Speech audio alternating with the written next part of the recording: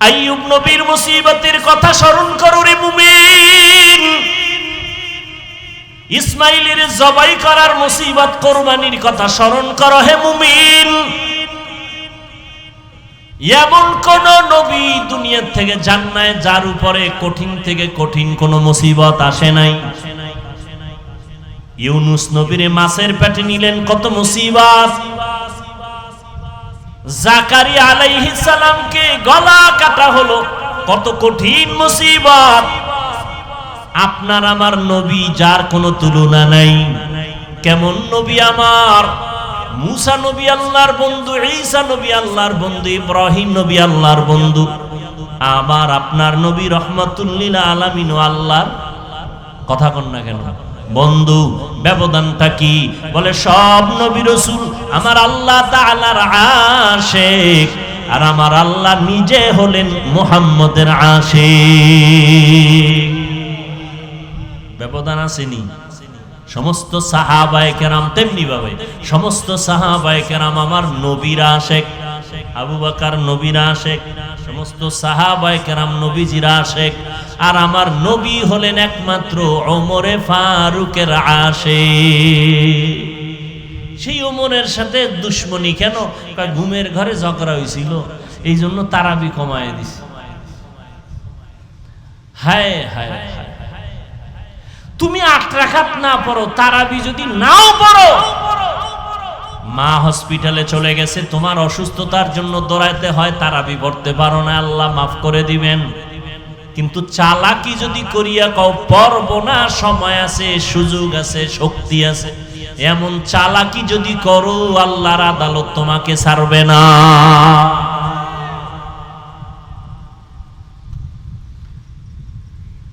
রহমাতুল লিল আলামিনের জন্য আমার আল্লাহ আশিক। সেই নবী যার কোনো গুনাহ নাই। কিয়ামতের দিন ঈসা নবী মনে মনে ভাববেন কোনো ভুল হয়ে গেল নাকি। আদম নবী মনে মনে ভাবতে থাকবেন আমার ভুল হয়েছে, কি উপায় হবে আমার। আল্লাহ আপনার আমার নবীর ব্যাপারে বলেন ইন্না ফাতাহনা লাকা ফাতহাম মুবিনা লিয়াগফিরা লাকাল্লাহু মা তাকদ্দামা মিন যামবিকা ওয়া মা তাআখার ওয়া ইউতিম্মা নি'মাতাহু আলাইকা ওয়া ইয়াহদিয়াকা সিরাতাম মুস্তাকিমা। নবীজির পিছনে সামনে মনে মনে ভাববেন, তাও আল্লাহ পাক অগ্রিম ক্ষমার ঘোষণা দিয়ে দিলেন। কথা বলেন না কেন? আর কুলাঙ্গারের বাচ্চা বলে মুহাম্মদ তোমার আমার মতো রক্তে মাংসে গড়া দোষে গুণে মানুষ। নাউজুবিল্লাহ আসে না? ইমামুল আউয়ালিন আল আখিরিন বাহর সাদকা রাহমাতাল লিল আলামিন। কেমন নবী আমার? আল্লাহ যেই নবীর আশিক, আল্লাহ তার সামনে পেছনের গুনাহ মাফ করলেন। শুধু তাই না, কোরআন হেফাজতের আল্লাহ যেমন জিম্মা নিয়েছেন, আমার নবীকেও হেফাজতের জিম্মাদারি আল্লাহ নিয়েছেন। আল্লাহ বলেন নবী ওয়াল্লাহু ইয়াসিমুকা মিনান নাস। এমন নবীকেও আল্লাহ কঠিন পরীক্ষা নিলেন। সব নবীদের তুলনায় আমার নবীর পরীক্ষা বড় কঠিন, মুসিবত বড় কঠিন। দুনিয়াতে আসিয়া বাবার চেহারা দেখতে পারলেন না, 6 বছরে মা হারায় ফেললেন। এমন একটা জায়গায় পাঠাইলেন যেই জায়গার মানুষগুলো পৃথিবীর নিকৃষ্ট লম্পট চরিত্রহীন, মক্কার মানুষের মতো খারাপ মানুষ ওই যুগে জমিনে আর কোথাও ছিল না। এমন এক খারাপ জায়গায় আমার নবীরে পাঠালেন। চতুর্দিকে অন্ধকার, কোনো আপনজন নাই, যারা আছে নবীর জানের দুশমন। বাবারেও আপন পাইলেন না, মাকেও 6 বছরে হারায় ফেললেন। নবী নিঃস্ব বড় অসহায়। আমার নবীকে আল্লাহ এমন কঠিন পরীক্ষার মধ্য দিয়ে দিন কাটাইলেন। একদিন আর 2 দিন না, 3 বছর পর্যন্ত শিয়াবে আবু তালিবের মধ্যে নবীকে গৃহবন্দী করে রাখলো। আপনজনেরা, বংশের লোকেরা খানা দেয় না, পানি দেয় না। নবী গাছের পাতা ছিঁড়ে ছিঁড়ে খায় আর পেটের ক্ষুধা নিবারণ করে। मुहम्मद ने आकर कुफर को मिटाया, कुफर को मिटा कर सदाकत बताया, कुफर को मिटा कर सदाकत बताया।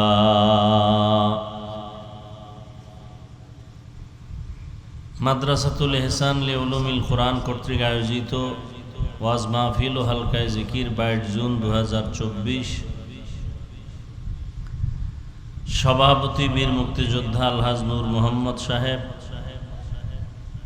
সার্বিক ব্যবস্থাপনায় আলহাজ মুফতি মুস্তফা কামাল দামাত বারাকাতুহুম। মহতি এ মাহফিলে উপস্থিত হযরত উলামায়ে কেরাম, অত্র অঞ্চলের বিভিন্ন স্থান থেকে আগত আল্লাহ পাকের আশিকিন, জাকিরিন, শাকিরিন, মুহিব্বিন, মুরব্বিয়ান এজাম, কলিজার টুকরা আমার সমবয়সী যুবক বন্ধুগণ, স্নেহের ছোট ভাই, পর্দার আড়ালে মাইকের আওয়াজ শ্রবণরতা মা বোনেরা, আল্লাহ পাকের দরবারে শুকর যে আল্লাহ পাক আমাদেরকে প্রতিকূল আবহাওয়ার মধ্যেও হাজারো লাখো মানুষের ভেতর থেকে বাছাই করে পৃথিবীর শ্রেষ্ঠ মজলিস, উলামায়ে আহলে হকের মজলিস, গুনাহ মাফের মজলিস, তওবা কবুলের মজলিসে আমাদেরকে আসা বসার তৌফিক দান করেছেন। নেয়ামতের শুকর আদায়ার্থে দিল থেকে জবান খুলে মহব্বতে পড়ি আলহামদুলিল্লাহ। দরুদ ও সালাম সৈয়দুল মুরসালিন, রহমাতুল লিল আলামিন, শফিউল মুজনিবিন, খাতামুন নবিয়্যিন, সৈয়দুস সাকালাইন, ইমামুল মুরসালিন, শফিয়ে আজম, রসুল আকরাম, রহমত আলম, নবিয়ুল আরব আল আজম, হাবিবে কিবরিয়া, আশরফুল আম্বিয়া, সৈয়দুল আম্বিয়া, শফিয়ে মাহশর, সাকিয়ে কৌসর, আকা নামদার, মদিনাহ কা তাজদার, आफताब नबूवत, फ़ख्र मौजूदात, सैयदुल मखलूक़ात, हज़रत मुहम्मदुर रसूलुल्लाह सल्लल्लाहु अलैहि व आलिहि वसल्लमेर উপর সর্বোপরি শুকর যাদের অক্লান্ত পরিশ্রমের মাধ্যমে আজ সুন্দর আয়োজন, সময় পরামর্শ অর্থ দিয়ে দোয়া করে উপস্থিত হয়ে মাইক লাইট প্যান্ডেলের ব্যবস্থাপনার মাধ্যমে সহযোগিতা যারা করেছেন প্রত্যেককে আল্লাহ পাক খিদমতের বরকতে দুনিয়াতে শান্তি, পরকালে চিরমুক্তির ব্যবস্থা করে দিন।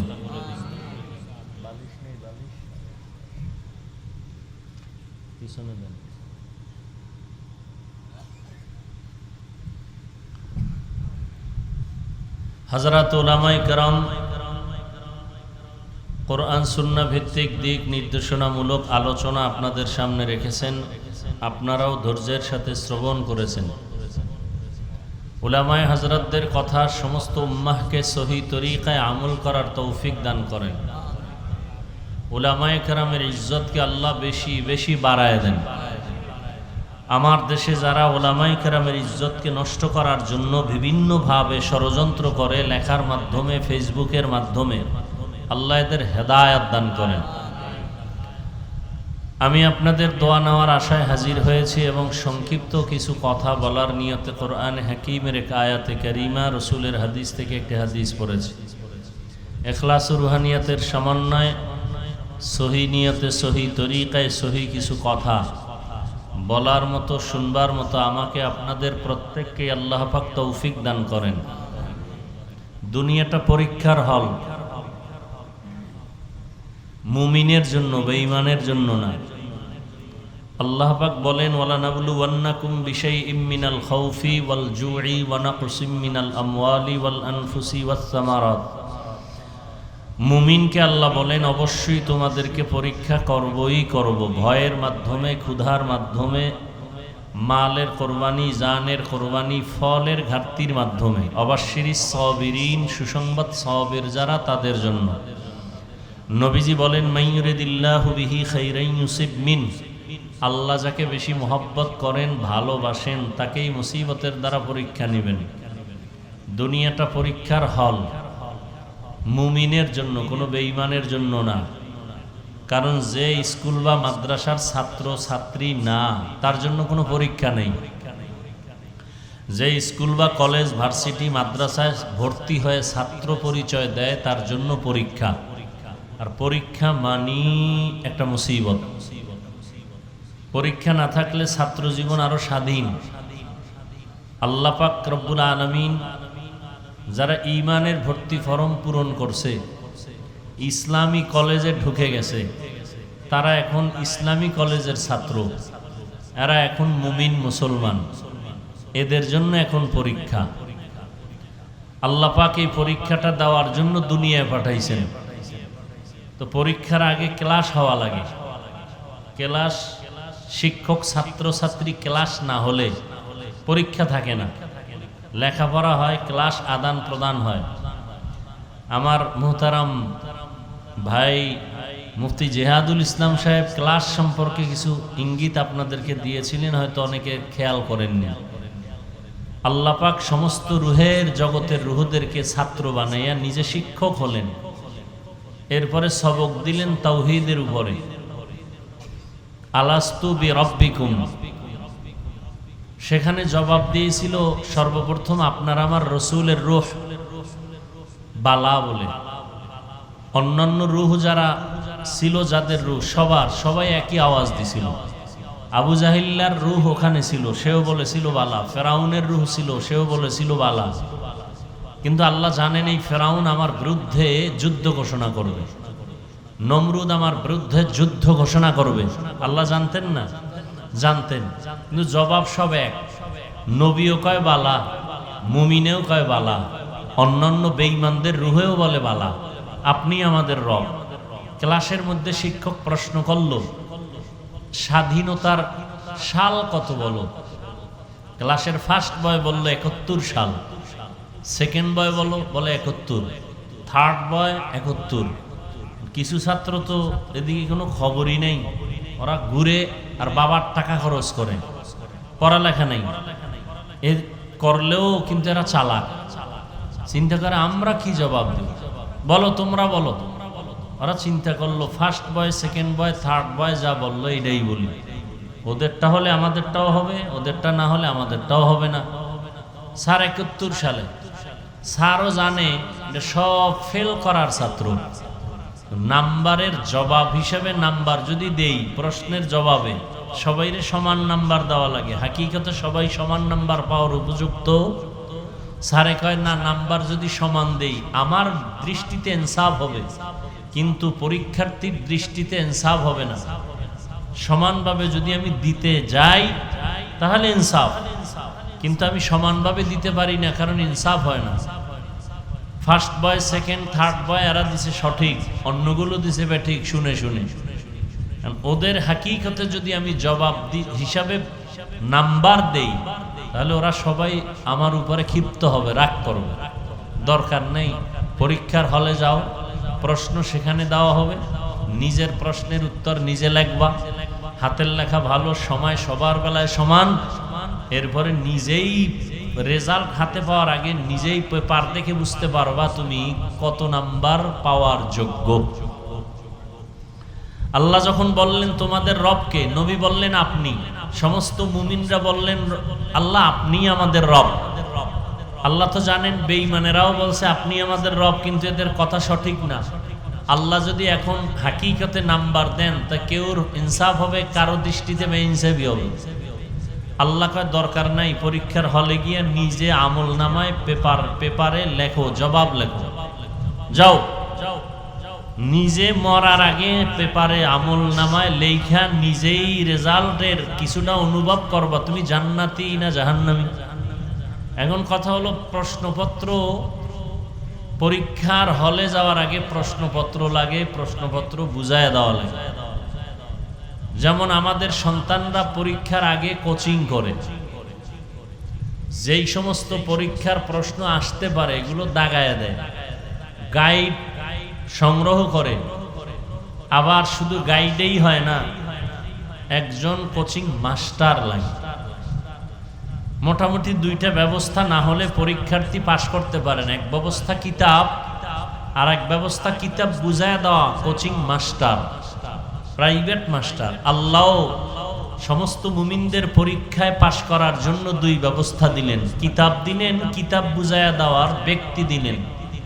কিতাবের নাম কোরআনুল কারীম, বুঝাইয়া দেওয়ার জন্য আল্লাহ পাক চার দল সিলেক্ট করলেন, নবীগণ, সিদ্দিকগণ, শহীদগণ, সালেহগণ।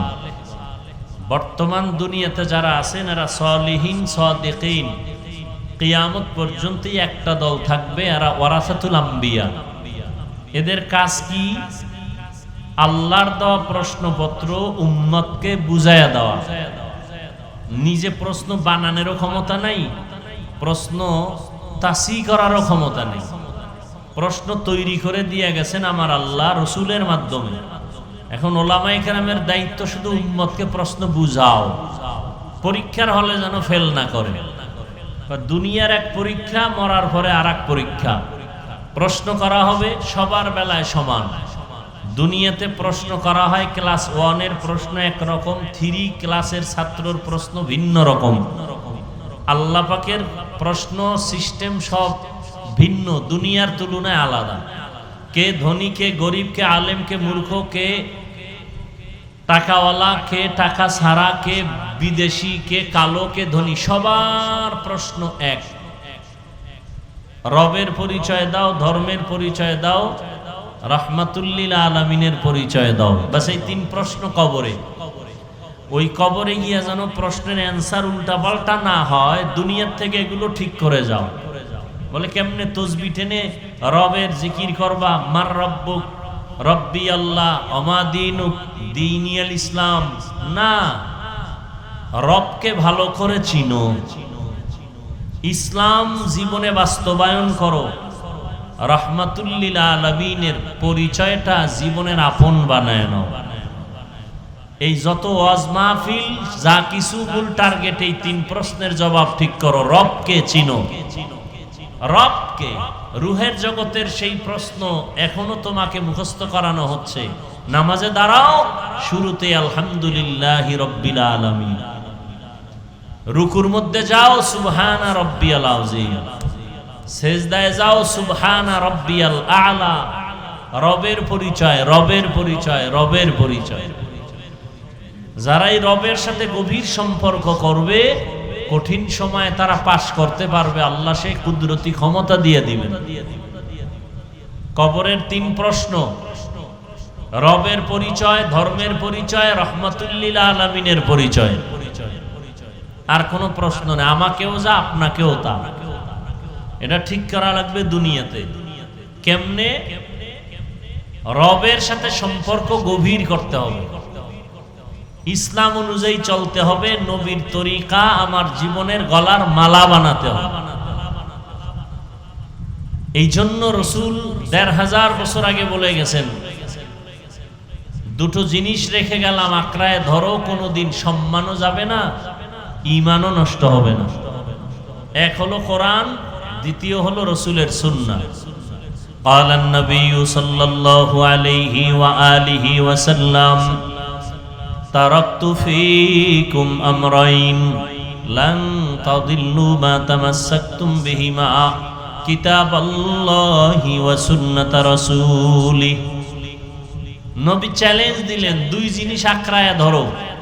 1 নম্বরে আল্লাহর কোরআন, কিতাবুল্লাহ, আল্লাহর কিতাব কোরআন, রসুলের সুন্নাহ। বলেন 1 নম্বরে কি? জোরে বলেন। কোরআন। দ্বিতীয় কি? বলেন। 1 নম্বরে কোরআন, দ্বিতীয় রসুলের সুন্নাহ। আমরা বলি কোরআন হাদিস, নবী বলছেন সুন্নাত, আপনি হাদিস বলেন কেন? নবী যেটা বলছেন এটাই বলেন। যদি বলেন হাদিস বললে অসুবিধা কি? বহু অসুবিধা আছে। সুন্নাত বুঝতে হলে, জানতে হলে, চিনতে হলে ব্যক্তির কাছে যেতে হবে। টুপি পরা সুন্নাত, মেসওয়াক করা সুন্নাত। কেমনে করবেন? সিস্টেম আছে কিতাবে। আপনি কিতাব ধরলেও বুঝবেন না। বুঝার জন্য প্র্যাকটিক্যাল ব্যক্তির কাছে গিয়া শিখতে হবে। এজন্য নবী বলেন, সল্লু কামা রাআইতুমুনি উসাল্লি। নামাজ আদায় করো যেমনি ভাবে আমাকে নামাজ আদায় করতে দেখো। তো সাহাবায়ে কেরাম নবীর থেকে কোরআন জানলেন, হাদিস জানলেন। সাহাবায়ে কেরামদের মধ্যে বড় মুফতি, বড় মুহাদ্দিস, বড় মুফাসসির ছিল না? সব কিছু থাকার পরেও নবীকে অনুসরণ করছেন দেখে দেখে। আবার সাহাবায়ে কেরামদের থেকে ইলম অর্জন করছেন তাবেঈন, তারাও সাহাবাদেরকে অনুসরণ করছেন। আর নবীও বলে গেছেন, আলাইকুম বিসুন্নতি ওয়া সুন্নাতিল খুলাফাইর রাশিদিন আল মাহদিয়িন, আমার সুন্নতের আঁকড়ায় ধরো, আমার সাহাবায়ে কেরামের সুন্নতের আঁকড়ায় ধরো। নবীর তরিকাও সুন্নত, সাহাবায়ে কেরামের তরিকাকেও নবী বলেছেন সুন্নত। অতএব সাহাবায়ে কেরামকে যারা মানবে না তারা বাতিল, তারা ভণ্ড, তারা জাহান্নামী। তাদেরকে যারা বাতিল বলবে না তারাও বাতিল। নবী বলেন, আমার তরিকা, আমার আদর্শের নামও সুন্নত। সাহাবায়ে কেরামের আদর্শকে আমি সুন্নত শব্দ দিয়ে ব্যক্ত করলাম। এরা আমার খলিফা, আমি মুহাম্মদের খলিফা। কয় কেমন খলিফা? রাশিদিন, এরা পথ প্রদর্শক। বলে কেমন পথ প্রদর্শক? মাহদিয়িন, সবাই হেদায়েত প্রাপ্ত। সমস্ত সাহাবায়ে কেরাম জান্নাতি, সমস্ত সাহাবায়ে কেরাম জান্নাতি। অতএব তাদের ব্যাপারে কেউ যদি লেখার মাধ্যমে, বলার মাধ্যমে, ইশারা ইঙ্গিতে উল্টা দিকে কলম চালায়, খোদার কসম তারা ভণ্ড, তারা বাতিল, তারা জাহান্নামী। কোনো সন্দেহ নাই। আল্লাহ আমাদের বুঝার তৌফিক দান করেন। তো আল্লাহ পাক প্রশ্নপত্র বুঝাইয়া দেওয়ার জন্য দায়িত্ব দিলেন নবীদেরকে। নবীগণ, সিদ্দিকগণ, শহীদগণ, সালেহগণ, যারা সালিহিন, সাদিকিন, এরাই কোরআনের ভিন্ন শব্দে, এরা উলুল আমর, এরা উলামায়ে আহলে হক, এরা কোরআনের ভাষায় আউলিয়াদের অন্তর্ভুক্ত, এরা ওলিয়ে কামেল, আল্লাহর প্রিয় বন্ধু। এরা উলামায়ে কেরাম আল্লাহর প্রিয় বন্ধু। কিয়ামত পর্যন্ত আর এক সেকেন্ডের জন্য কোনোদিন নবীজি আসবেন? বলেন, আবু বকর, ওমর, ওসমান, আলী রাদিয়াল্লাহু আনহুম সহ কোন সাহাবায়ে কেরাম আসবেন? ইমাম বুখারী, ইমাম তিরমিজি, ইমাম মুসলিম কেউ আসবেন? ইমাম আবু হানিফা, ইমাম শাফিঈ আসবেন? তো কিয়ামত পর্যন্ত দ্বীনের উপরে আপনারা চলবেন না? বলেন, জান্নাত পেতে চান না? তো জান্নাত পেতে হলে জান্নাতের ঠিকানা আছে কোরআন হাদিসে, নাকি? এখন কোরআনের আরবিও বুঝেন না, হাদিসের আরবিও বুঝেন না। এখন আপনার উপায় কি? আপনি জান্নাতেও যেতে চান, জান্নাতের পথ ঠিকানা আছে কোরআন হাদিসে, আপনি আরবি বুঝেনই না। এখন আপনার উপায় কি? একমাত্র পথ, নবীও আসবে না, সাহাবায়ে কেরামও আসবেন না, আইম্মায়ে কেরাম আসবেন না। কিয়ামত পর্যন্ত রাস্তা একটা, উলামায়ে আহলে হকের অনুসরণ, উলামায়ে। অতএব আমি সারা বাংলাদেশে আল্লাহর জাতের কসম করে বলি, যারা বলে আমরা কোনো ব্যক্তি মানি না, কোনো ওলি আউলিয়া মানি না, আল্লাহর কসম, আল্লাহর কসম, আল্লাহর কসম, আল্লাহি বিল্লাহি তাল্লাহি, তারা বাতিল। তারা কি? যারা বলে আমরা ওলি আউলিয়া মানি না, ওরা কোরআন শরীফও মানে না, বুখারী শরীফও মানে না, এরা হক না বাতিল? এদেরকে যারা বাতিল বলবে না তারাও বাতিল। যারা বলে আমরা ওলিও মানি না, আউলিয়াও মানি না, কোনো ব্যক্তি মানি না, এরা হক না বাতিল? খুব সাবধান। দুনিয়াতে মানতে গিয়া তিন দল, মানার ক্ষেত্রে কয় দল? এক দল ব্যক্তির গোলাম হয়ে গেছে, কিতাব মানে না। আর এক দল কিতাব মানে, ব্যক্তি মানে না। দোনো দল গোমরা।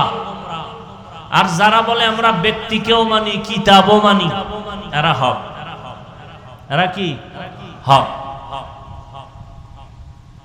আল্লাহ খুব সতর্ক, সাবধান। উলামায়ে আহলে হকের পরামর্শ ছাড়া ইসলামের উপরে চলার কোনো পথ খোলা নাই। এই সমস্ত চালাকরাই রমাজানে তারাবি 20 রাকাত পড়ে না। কি বলে জানেন? আমরা নবীজিরে মানি, ওমরেরে মানি না। আমরা নবীরে মানি, ওমরকে মানি না। নবী বলেন নাজাত পাবে এক দল, জাহান্নামে যাবে 72 দল। ওই দল নাজাত পাবে যারা আমি মুহাম্মদকেও মানে, আমার সাহাবায়ে কেরামকেও মানে। অতএব যারা বলবে আমি মুহাম্মদ মানি, সাহাবায়ে কেরাম মানি না, তারা ৭২ দল জাহান্নামীদের অন্তর্ভুক্ত। কোন সন্দেহ? এইরকম বাতিল আমাদের সমাজে আছে না নাই? আল্লাহ হেদায়াত দান করুন। আচ্ছা, আপনি ৮ রাকাত তারাবি পড়ছেন, আমি ২০ রাকাত পড়ছি। আপনি বুকে হাত বাঁধেন, আমি নাভির নিচে বাঁধি। এটা একটা আমল। কি আমলটা? কার জন্য বলেন? বলেন। আপনি জোরে আমিন বলেন, আমি আস্তে বলি। এই আমলটা কার জন্য? তো আল্লাহর জন্য যদি আমল করেন, বান্দার সাথে ভাব দেখান কেন? ভাব তো আল্লাহর কাছে দেখাইবেন যে আল্লাহ আমার পাওয়ার কত জানো, আমার ৮ হয়ে যায়, ২০ লাগে না। আল্লাহর সাথে ভাব দেখান, বান্দার সাথে ভাব কেন? যারা ৮ রাকাত পরে খুব ভাব না, ৮ রাকাত শেষ হইলে মসজিদ থেকে মনে হয় তুফান শুরু হয়ে গেছে। ইবাদত করলেন আল্লাহর, বান্দার সাথে ভাব দেখান কেন? কি বিষয়? কি সালাম দেন না, দিলেও নেন না, বিষয় কি? ২০ রাকাত ওয়ালা আমরা ২০ রাকাত পইরা আমরা মাইনাস হয়ে গেছি না? কিয়ামতের দিন ওমরের ইতিহাস জানেন? এই পদ্মার এপারের এক ঘটনা। বাচ্চার নাম রাখছে ওমর। কি নাম? এখন মুফতি সাহেব হুজুরের কাছে গেছে দোয়ার জন্য। হুজুর বলে নাম রাখছো কি? কয় ওমর। কয় দোয়া হবে না, যাও। ওমর পছন্দ করি না। আর আল্লাহ কয় আমি ওমরের এই পরিমাণ পছন্দ করি যে আমি আল্লাহ নবীকে সাজেস্ট দিলাম, পরামর্শ দিলাম, কোরআনে আয়াত নাজিল করে, হে রাসূল, ওমর যা বলছে আমি আল্লাহ মেনে নিলাম, আপনি রাসূলও মেনে নেন। কিয়ামতের দিন যদি আল্লাহ বলেই ফেলেন ওমর যে ২০ রাকাতের সিদ্ধান্ত দিছে জামাতে পড়ার জন্য তারাবি, আমার কাছে ওমরেরটাই ভালো লাগে, ৮ রাকাত লাগু, উপায় কি? এরা বলবে আমরা কি জাহান্নামে যাব? আল্লাহ বলবে না, জান্নাতে যাইবা, তবে পিছনে দাঁড়াও, ২০ রাকাত লাগু আগে ঢুকাই লই। এগুলো চালাকি ছাড়া কিছু না। আরে ভাই, ইবাদত করতেছেন আল্লাহর জন্য, ভাব দেখেন কেন? কিসের ভাব? আল্লাহর জন্য ইবাদত করতেছেন, আপনি ৮ রাকাত পড়েন, কই আমরা তো আপনাকে কাফের বলি নাই। আপনি ২০ রাকাত ওয়ালার দিকে বাঁকা নজরে তাকান কেন? আপনি আস্তে আমিন বলেন, জোরে আমিন বলেন, কই আমরা তো আপনাকে বাঁকা নজরে তাকাই নাই। আপনি কেন আস্তে আমিন ওয়ালাদের দিকে বাঁকা নজরে তাকান? ইবাদত করতেছেন আল্লাহর জন্য, সেখানে গরম ভাব আসবে কেন? আর এই গরমের এক নাম কিবির আর এক নাম রিয়া, দোনোটা কবিরা গুনাহ, আমল ধ্বংস। আপনার জীবনে যদি কোনো আমল করে থাকেন, সব আমল বরবাদ। আগুন লাকড়ি যেমন ধ্বংস করে দেয়, কিবির মানুষের আমলকে ধ্বংস করে দেয়। আল্লাহ আমাদের সব ভাইকে হেদায়েত দান করুন। আবার বলবেন গীবত করি না, গীবতের সংজ্ঞাই তো জানেন না। এরপরে যদি সংজ্ঞা মতো বাইজেই পড়ে যে হ্যাঁ গীবত করেই ফেলেছি, তাহলে আপনি গীবত করা হারাম জানেন, আমরা আলেমরা জানি না গীবত করা হারাম? কথা বলেন না কেন? আমরা জানি না? জানার পরেও কেন করি? আমরা উলামায়ে কেরাম যতটুকু জানি এতটুকু আপনারা জানেন না। আপনারা জানেন গীবত করা হারাম, আমরা জানি গীবত করা হারামের মধ্য দিয়েও ৪ কারণে গীবত করা ওয়াজিব, না করলে গুনাহ হবে। এই খবর আপনাদের নাই। অতএব ওলামাদের ব্যাপারে কলম ধরতে সাবধান, জবান খুলতে সাবধান। আর আমি তো বাংলাদেশে সেদিনও ঢাকায় বলেছি, যারা ফেসবুকে আলেমদের বিরুদ্ধে লেখে ওরা মা বাবার অভিশপ্ত সন্তান। মা বাবার অভিশপ্ত সন্তান ছাড়া আলেমদের বিরুদ্ধে ফেসবুকে কেউ লিখতে পারে না। ওরা মা বাবার অভিশপ্ত সন্তান, ওদের উপরে মা বাবার অভিশাপ। বিশেষ করে ছাত্রদেরকে বলে যায়, তোমাদের কপাল ধ্বংস, মরার আগে বিছানায় পড়ে থাকবি, অপেক্ষায় থাক যদি ক্ষমা না নাও। আর এটা এমন পাপের কাজ যেটা আল্লাহর কাছে ক্ষমা চাইলে ক্ষমা হবে না, বান্দার হক, বান্দার থেকে ক্ষমা নিতে হবে। শিক্ষকের সাথে বেয়াদবি করেছো, আল্লাহ ক্ষমা দিবেন না শিক্ষক ক্ষমা না দেওয়া পর্যন্ত। মা বাবার সাথে বেয়াদবি করেছো, আল্লাহ ক্ষমা দিবেন না মা বাপ ক্ষমা না দেওয়া পর্যন্ত। উলামায়ে কেরামের সাথে বেয়াদবি করেছো, আল্লাহ ক্ষমা দিবেন না উলামায়ে কেরাম ক্ষমা না দেওয়া পর্যন্ত। মাস্তানি সব জায়গায় চলে না। বহু চালাক মাস্তান রাস্তায় ল্যাংটা হয়ে পাগলের মতো ঘুরে, ইংলিশে কথা কয়। রাস্তার পাগল আবার ইংলিশ কয় কেন? কয় না পাগল হয়ে ইংরেজি শিখে নাই, লেখাপড়ার যুগে ভালো ইংলিশ ম্যান ছিল, বেয়াদবি করে পাগল হয়ে গেছে। মোবাইল গেম খেলে, ফ্রি ফায়ার গেমস খেলে বহু যুবকরা রাস্তায় ল্যাংটা পাগল আছে না নাই? যুবকরা সাক্ষী দে সত্য কথার, আছে না নাই? কি গেমস খেলে পাগল? বল তুইও পাগল হবি, ডেট দে। তুইও তো ওই পথের যাত্রী, তুইও পাগল হয়ে যা। মায়ের সাথে বেয়াদবি করতেছো না তো মা বাবা যদি বরদোয়া দিয়েই দেয় তোর ধ্বংস শেষ, তোর কপাল শেষ। জাগাত কোনো ফিসাবের দোয়া কামে লাগতো না। মায়ের ইনজেকশন পড়ে গেছে, তোর কপাল ধ্বংস। তুই মেট্রিক পাস করে ধ্বংস, তুই বিএ পাস করবি ধ্বংস, তুই আইএ পাস করো ধ্বংস, তুই চাকরির চেয়ারে বসবি ধ্বংস। তোর জীবনে শান্তি নাই, মরার আগেও নাই পরেও নেই। আর যদি মা বাবার থেকে মাপ নিতে পারো কপাল খুলবে, শিক্ষকের থেকে মাপ নিতে পারো কপাল খুলবে। মেজাজ আর মাস্তানি সব জায়গায় চলে না। আল্লাহ হেদায়েত দান করুন।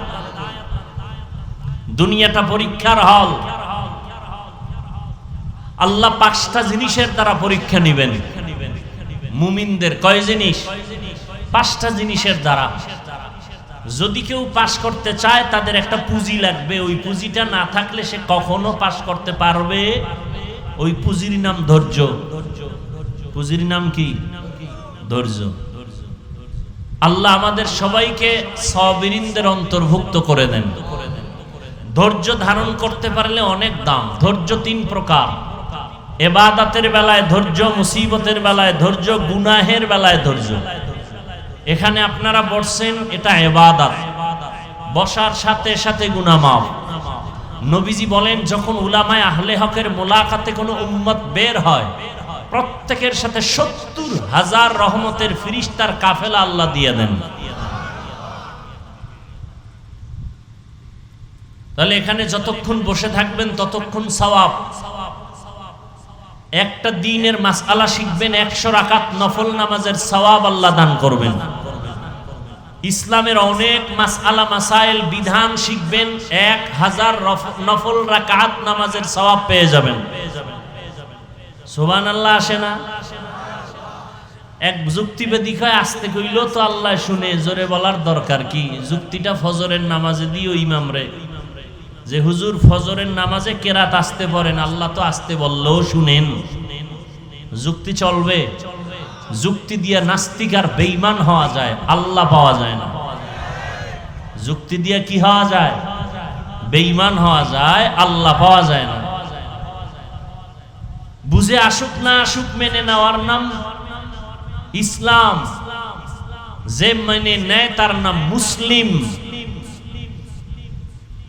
আল ইসলাম গরদান নেহাদান বাতাআত।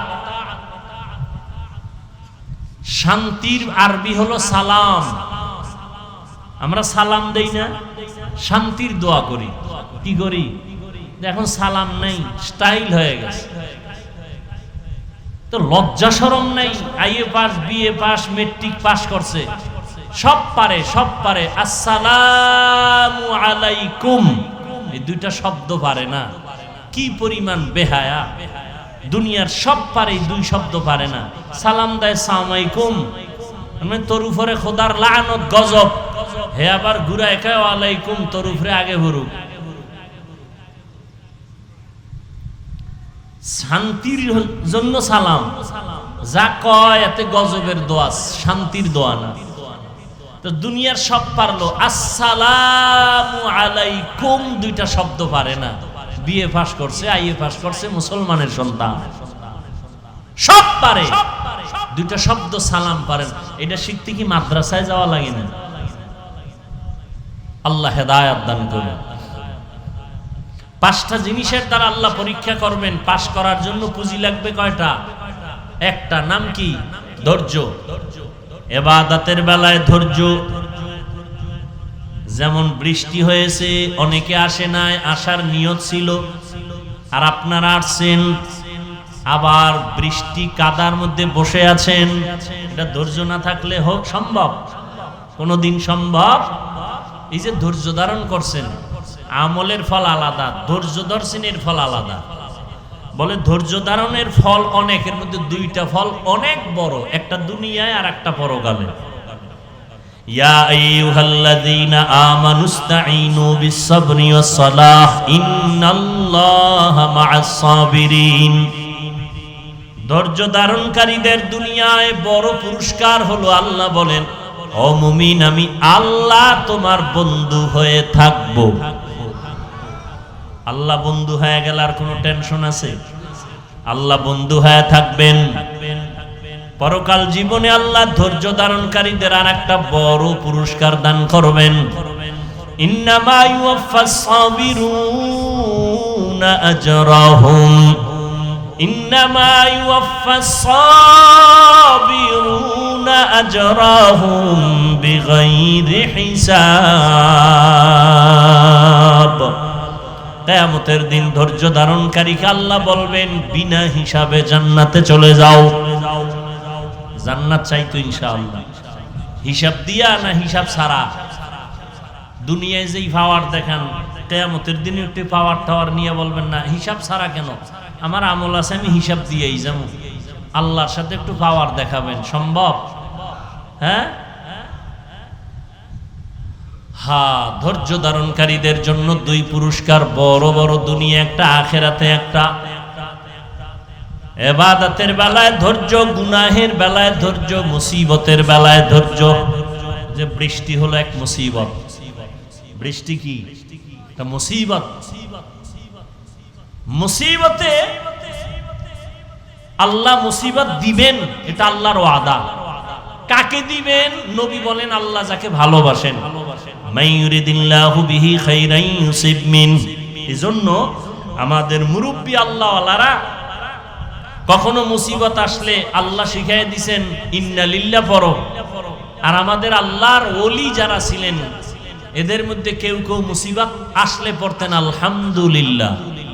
বলে মুসিবতে ইন্না লিল্লাহ বাদ দিয়ে আলহামদুলিল্লাহ কেন? মুসিবত আল্লাহর পক্ষ থেকে আসছে, এক নেয়ামত। আল্লাহ আমার দিকে কুদরতের নজর দিছেন, এটা আমার ভাগ্য, এজন্য শুকর আদায় করলাম। তোমার উপরেই নেয়ামত আসে নাই।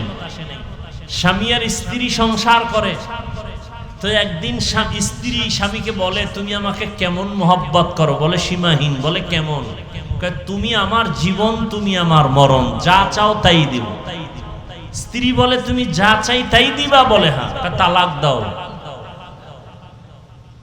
জীবন গেল, এটা সম্ভব না। নুজহাতুল মাজালিসে ঘটনা আছে, সবরের বয়ানে। স্ত্রী বলে, তুমি ওয়াদা করছো দিবা, দাও। বলে সম্ভব না। তর্ক বিতর্ক, এক পর্যায়ে নবীর দরবারে রওয়ানা সমাধানের জন্য। স্ত্রীও এক দিনদারি মহিলা, বেনামাজি না। রাস্তার মাঝে হঠাৎ স্বামী বেচারা কাদা পানিতে হোঁচট খেয়ে পড়ে গেল, পাওটা ভেঙ্গে গেল। চোখের পানি ছেড়ে কাঁদে, আমাকে ধর, আমাকে বাঁচাও, আল্লাহ আমারে মাফ করে দাও, আমাকে সুস্থ করে দাও। আল্লাহর বান্দি বলে, আর নবীর দরবারে যাওয়া লাগবে না, বাড়ি চলো। বাড়ি গিয়া কয়, স্বামী আমার, আমি যে তালাক চাইছিলাম, আমি আমার কথাটাকে উড্ড করে নিলাম, ফিরায় নিলাম। স্বামী বলে, ও বিবি, তালাক কেন চাইলা? আবার চাওয়ার পরে কেন ফিরায় নিয়েছো? আল্লাহর বান্দি বলেন, ও স্বামী আমার, রসুলের হাদিস শুনাইছো, আল্লাহ যাকে ভালোবাসেন তাকে মুসিবত দিয়া পরীক্ষা নেন। তোমার ঘর সংসার করলাম এত বছর, কোনো তোমার মধ্যে মুসিবত দেখলাম না। তোমার ভেতরে কোনো শব্দ আসে নাই, কান্না জড়িত কোনো আওয়াজ আসে নাই। ভাবলাম তোমার এই ঘরের মধ্যে রহমত নাই, অতএব যেখানে আল্লাহর রহমত নাই, আমিও সে ঘরে নাই। কিন্তু রাস্তার মাঝে গিয়া যখন পড়ে গেছো, পাও ভেঙে গেছে, কান্না শুরু হয়ে গেছে, আল্লাহর নাম তুমি নিয়েছো, শব্দ বের হয়েছে, মুসিবত তোমাকে গ্রেফতার করেছে, মুসিবত যখন আসছে আমি ভাবলাম রহমত তোমার ঘরে আসছে, যেখানে রহমত আছে আমিও সেখানে আছি। আর আমগো মুসিবত আইলে শুধু কি সরকারের গাইলে, একেবারে চৌকিদার থেকে শুরু করে আল্লাহ পর্যন্ত শেষ সময় আল্লাহর কি চোখ নাই? আল্লাহ কি আমারই দেখে? মুসিবত শুধু আমার উপরে কেন, অন্যের উপরে না কেন? আল্লাহ বলেন মুসিবতের দেখছো কি? নবীজি দোয়া করলে উহুদ পাহাড় স্বর্ণ হয়ে যায়, আর সেই নবী পেটে পাথর বাঁধছেন। খন্দকের যুদ্ধে সাহাবায়ে কেরাম গর্ত খনন করেন, নবীও করতেছেন। কেউ কেউ এসে বলে নবী পারতেছি না, কষ্ট, ক্ষুধার যন্ত্রণা, পেটের মধ্যে পাথর বেঁধে একটা জামা উঠায় দেখে একটা পাথর বাঁধা। নবী বলে তোমরা ভাবছো আমি মনে হয় খানা দানা খেয়ে আরামে আছি? তোমরা কষ্ট ক্ষুধার তাড়নায় পাথর বেঁধেছো একটা। নবীও জামাটা উঠায় কয় তাকায় দেখ, তোমরা পাথর বেঁধেছো একটা, আর রহমতের নবী পেটে পাথর বেঁধেছে দুইটা।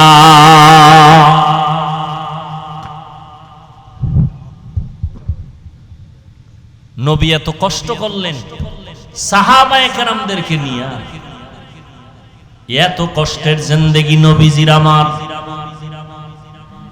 না খাইয়া পাগলের মতো। এরপরেও কোন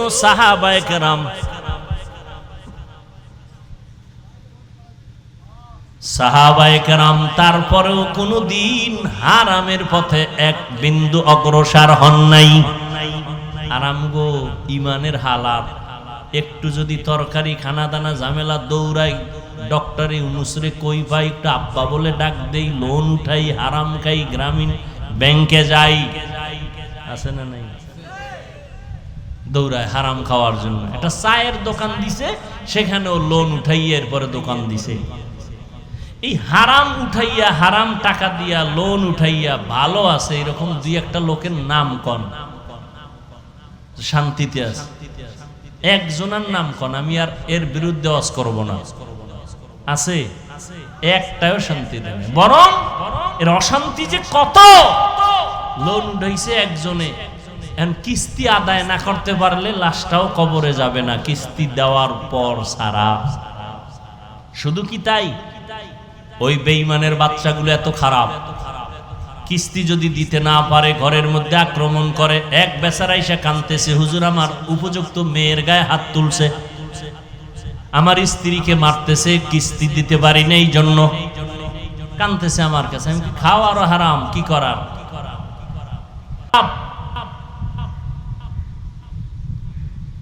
কিয়ামত কাছে আসতেছে তো, এগুলো নমুনা।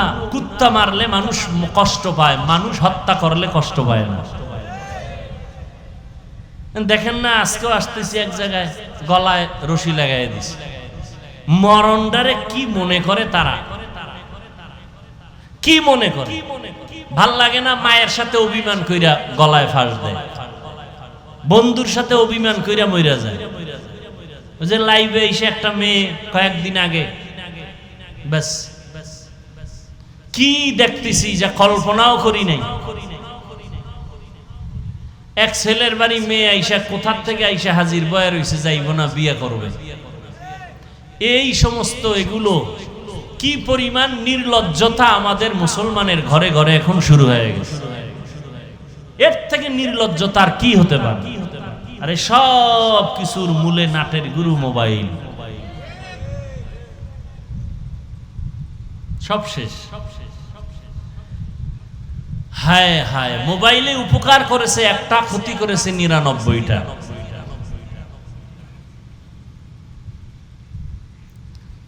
আমি তো মোবাইলে ফেসবুক জীবনে চালাই নাই। কয়েক মাস আগে চিন্তা করলাম একটু ইউটিউবে ওয়াজ মাহফিল দেখবো, সেখানেও অ্যাড আসে, মেয়েদের ছবি আসে। কি করি, তো এটারে আনইনস্টল করে দিলাম। দিয়ে ২-৩ দিন খারাপই লাগতেছে, একটু ওয়াজ শুনবো তাও পারতেছি না। আলহামদুলিল্লাহ আজও পর্যন্ত মনটারে কন্ট্রোল করে ফেলছি। এ পর্যন্ত আর ইউটিউব ইনস্টল করি নাই, ফেসবুকও নাই, ইউটিউবও নাই। কি করব, মোবাইল খুললে কি করব, কথা নাই। তো ওই কিছু ওয়াজ ডাউনলোড করা আছে, ওগুলো দেখি, বা কিছু কিতাব নামানো আছে, কিতাব পড়ি। এই যুগে মোবাইল থেকে যে নিজেকে দূরে রাখতে পারবে সে বড় বুজুর্গ। আর যে টাচ মোবাইল চালাবে আর বলবে আমার গুণামুক্ত দেহ নিয়ে চলতেছি, মিথ্যা কথা। আল্লাহ হেদায়েত দান করুন।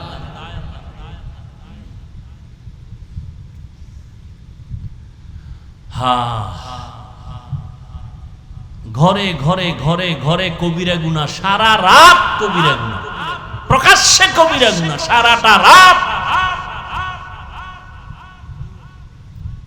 আল্লাহ হেদায়েত দান করুন। এই সন্তানরা মা বাবাকে কি শ্রদ্ধা করবে?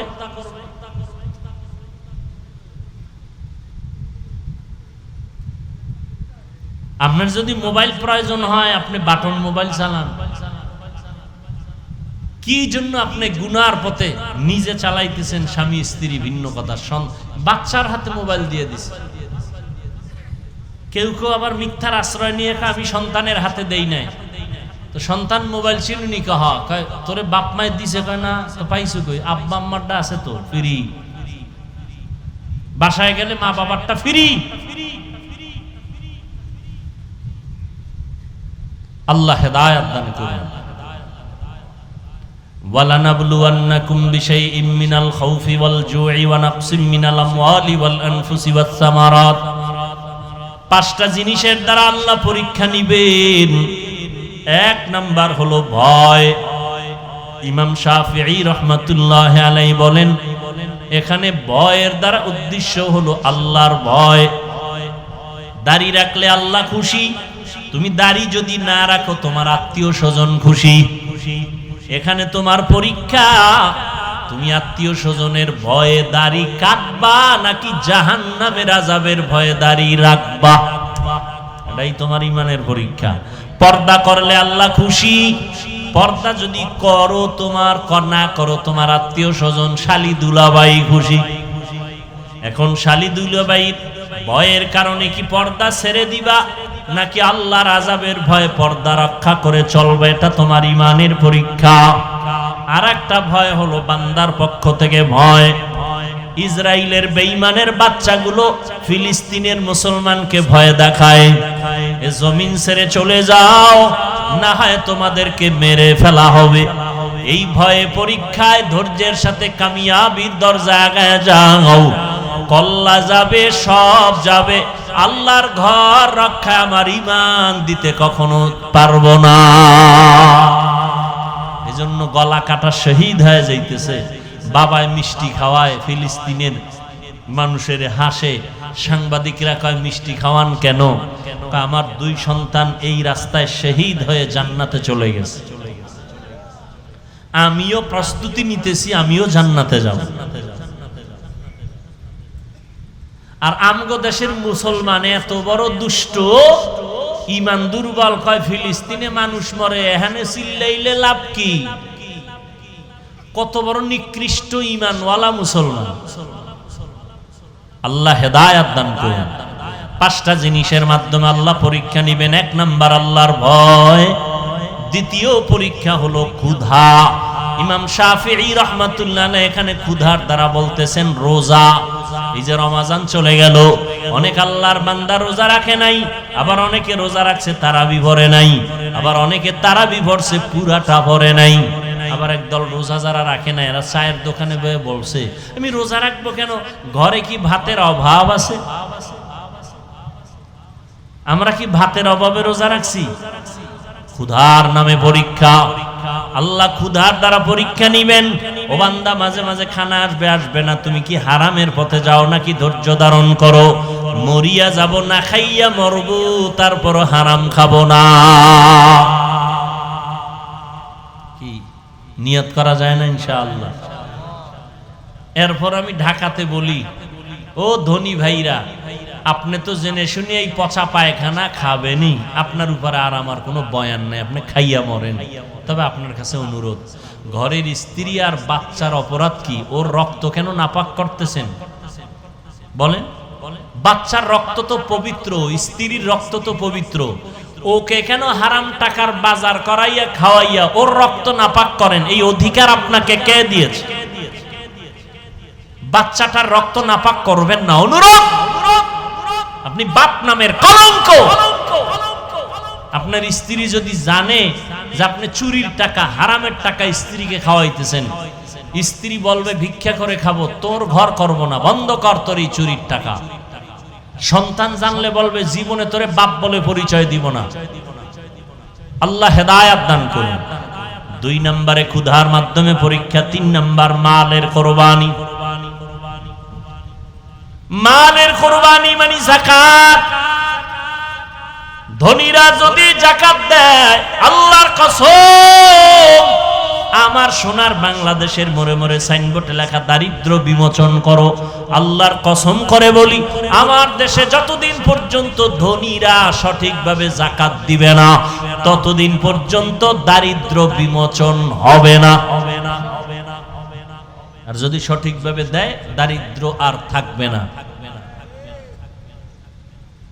যাক, এ নিয়ে বহুত বয়ান রমাজানে করেছি। যাকাত এখানে বহু মাস্তানি করে জাকাত লইয়া। জাকাত দিবা যারে, সে যেন বুঝে না জাকাত দিছো, গোপনে দাও, গিয়া দাও, আর এখানে মাইক লাগায়, ফিডাফিডি হয়, কেউ মইরাও যায়, ঘন্টাকে ঘন্টা দেরি করে। আর দেয় কি? পৃথিবীর নিম্ন শ্রেণীর 3rd ক্লাসের কাপড় কোম্পানি মরার আগে আর এই কাপড় বানাবে না। লেখেই দিছে জাকাতের কাপড় পাওয়া যায়। কেন লেখার দরকার কি? যে কোনো কাপড় তো কিনতে পারে, কম দামের কাপড় আছে, বেশি দামের। লিখতে হবে কেন এখানে জাকাতের কাপড় পাওয়া যায়? কেন লিখতে হবে? কেন এই ধোঁকা? জাতির সামনেই ধোঁকা কেন? জাকাত দেওয়া এক জিনিস, জাকাত আদায় করা আর এক জিনিস। এ বিষয়ে রমাজানে বয়ান করেছে। তো মালের কোরবানি যাকাত। গরিবেরা কয় আমরা বেঁচে গেছি, আমগো তো মালও নাই, যাকাতও নাই। কয় চতুর্থটা হইল জানের কোরবানি, যাবা কই? ধনীরা বলবে মাহফিল করো, টাকা লাগে দিব। গরিবরা কয় আমরা কি করবো? কয় তোমরা শ্রম দাও, প্যান্ডেল টানাও, এলান করো। ধনী দিবে মাল, গরিব জানের কোরবানি দাও, সময়ের কোরবানি দাও।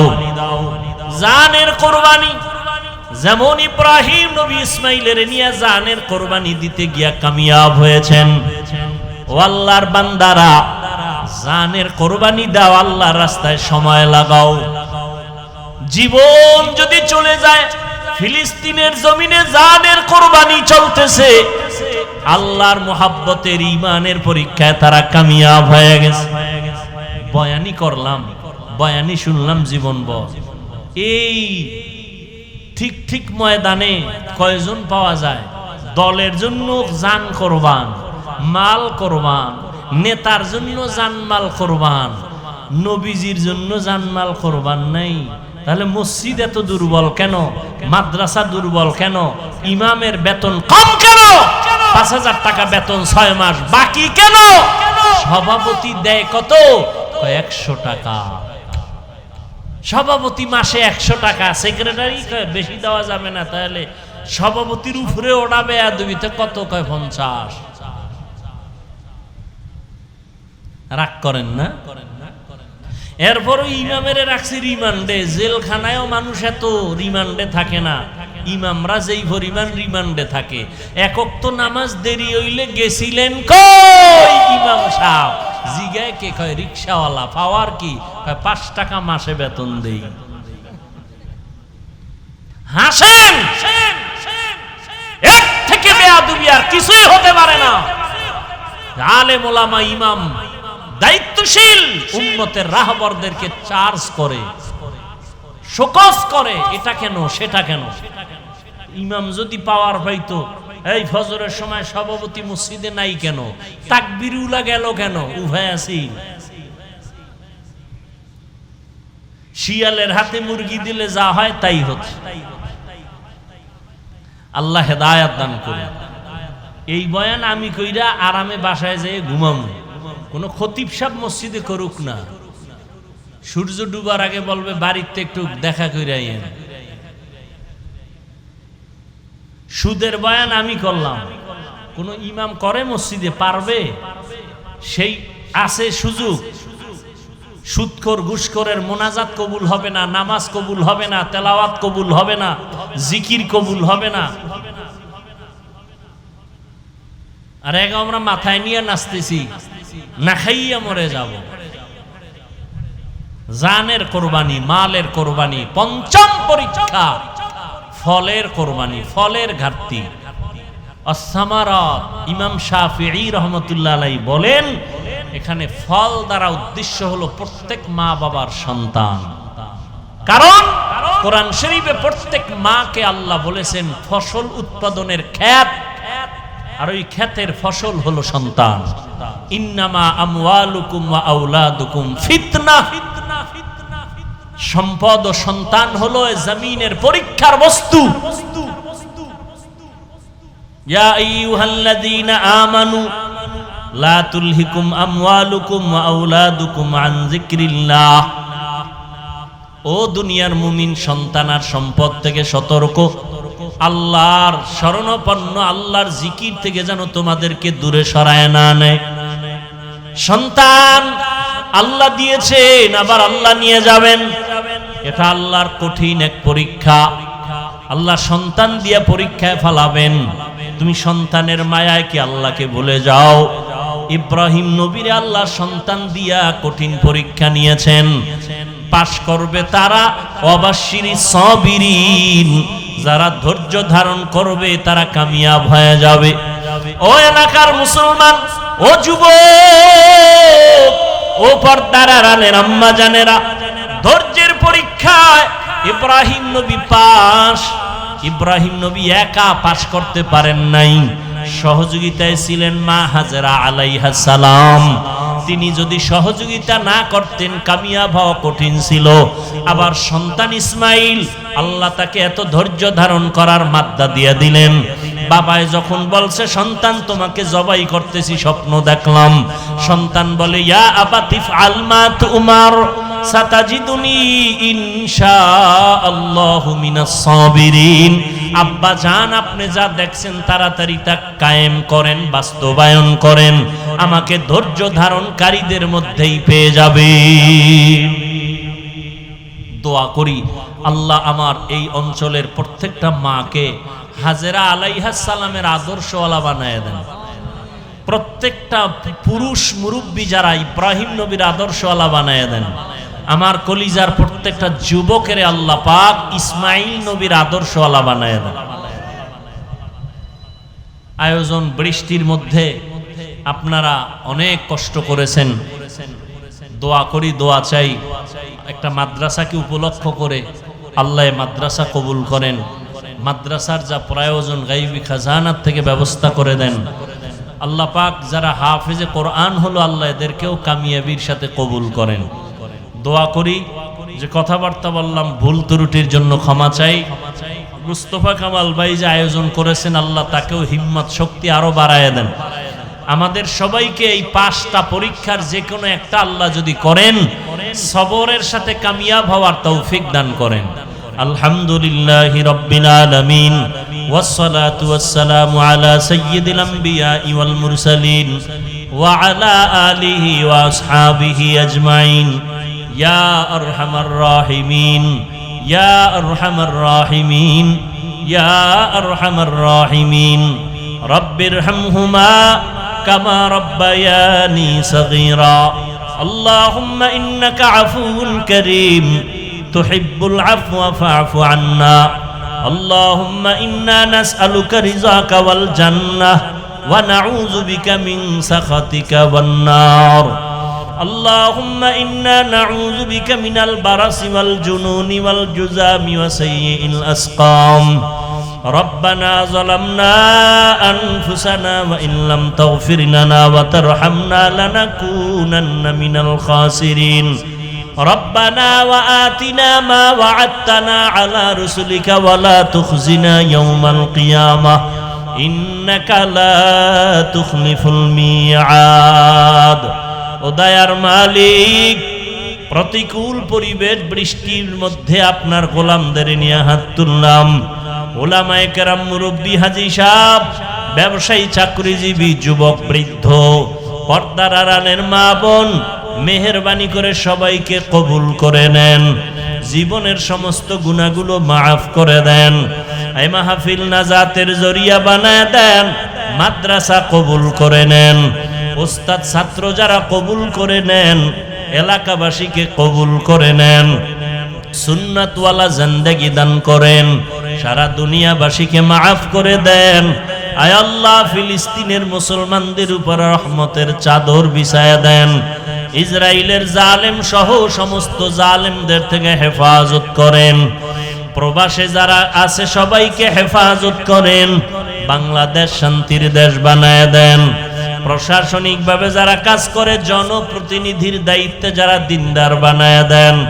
আয় আল্লাহ, উলামায়ে কেরামের এখন এক বানায় দেন, বিজয় দান করেন আল্লাহ, বাতিলের মোকাবেলায় বিজয় দান করেন, ঈমান আমলের শক্তি বাড়ায় দেন, মা বোনদের আবেদা পর্দানিশী বানায় দেন, সন্তানগুলো নেককার বানায় দেন, মাদ্রাসা মসজিদগুলো কবুল করে নেন, অন্যান্য শিক্ষা প্রতিষ্ঠান নবীর আদর্শে কবুল করে নেন। আমার কলিজার প্রত্যেকটা যুবকের দিনের খাদেম বানায় দেন, মোবাইলের গুনাহের থেকে হেফাজত করেন।